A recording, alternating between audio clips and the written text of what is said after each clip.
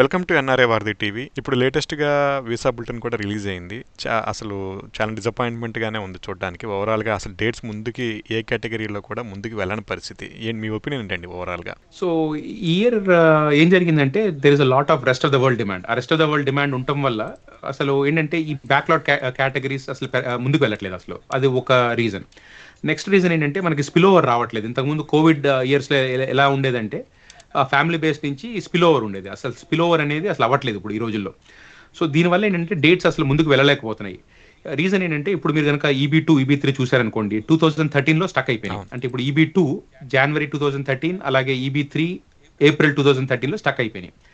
అయితే 2013, 2014, 2015లో there are lot of applications, అంటే 485 అప్లికేషన్స్. ఎందుకంటే ఆల్మోస్ట్ ఎర్లీ 2015 వరకు వెళ్ళి తర్వాత రిట్రాగ్రేషన్ అయింది కనుక 2014లో చాలా మంది, అంటే ఆల్మోస్ట్ అందరూ అప్లై చేశారు. ఎందుకంటే 2014, 2013 కరెంట్ ఉన్నాయి ఇది కోవిడ్ ఇయర్స్లో, 2020, 2021లో. సో దీనివల్ల ఏమవుతుందంటే out standing number of 485 applications చాలా ఉండటం వల్ల అసలు ముందుకు వెళ్ళలేకపోతున్నారు.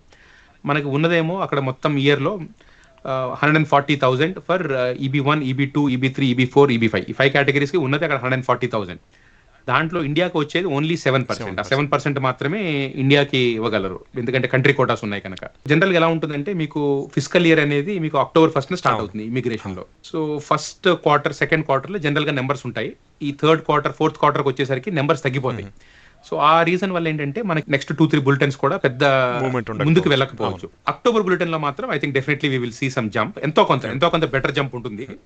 సో నెక్స్ట్ 2-3 మంత్స్ మనకి పెద్ద ముందుకు వెళ్ళకపోవచ్చు. ఎందుకంటే ఈ మంత్ వచ్చిన వీసా బులెటిన్ చూసినా, లాస్ట్ మంత్ తో కంపేర్ చేసుకున్న, కరెంట్ ప్రెడిక్షన్స్ చూసినా కూడా నెక్స్ట్ 2-3 మంత్స్ అయితే మాత్రం పెద్ద ముందుకి వెళ్ళే ఛాన్సెస్ అయితే కనబడట్లేదు. జస్ట్ ఒక వ్యూవర్స్ కోసం క్వశ్చన్ అడుగుతున్నాను చాంద్ గారు. ఇక్కడ ట్రెండ్స్ ఓవరాల్గా చాలా స్లోగానే ఉన్నాయి, అది కూడా చూస్తున్నాం.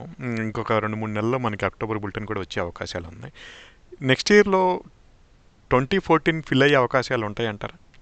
EB2, EB3 కేటగిరీ అక్టోబర్ లో మాత్రం ఎంతో కొంత జంప్ ఉంటుందండి. ఎందుకంటే అక్టోబర్ లో we will see some better numbers. October bulletin లో మనం ఏంటంటే not only the first chart, అంటే ఫైనల్ యాక్షన్ చార్టే కాకుండా సెకండ్ చార్ట్ కూడా చూసుకోవాలి మనం, date of filing chart. So date of filing chart ఏమవుతుందంటే మనకి నెక్స్ట్ 1 year ఏం జరగబోతుంది అనేది ఒక గుడ్ పిక్చర్ వస్తుంది మనకి. సో నేనైతే కొంచెం అట్లీస్ట్ ఎంతో కొంత మనము ఐ థింక్ 2013 అయితే I'm very positive that at least 2013 అయితే కంప్లీట్ అవుతుంది. ఎంతో కొంత 2014 లోకి వెళ్ళే ఛాన్సెస్ అయితే ఉంటాయి. ఎంత ముందుకు వెళ్తుంది 2014లో అనేది మాత్రం డెఫినెట్లీ మనకి అక్టోబర్ బులెటిన్ లో చూసి, అక్టోబర్ బులెటిన్ లో not only the first chart, second chart కనుక చూస్తే ఆ second chart will give us what could happen in the next 1 year. Thank you Chand garu. Viewers, మీకు ఏమైనా క్వశ్చన్స్ ఉంటే కమెంట్ చేయండి, వాటిపై చాంద్ గారిని అడిగి మరిన్ని వివరాలు తెలుసుకుందాం. Thank you for watching. Please subscribe.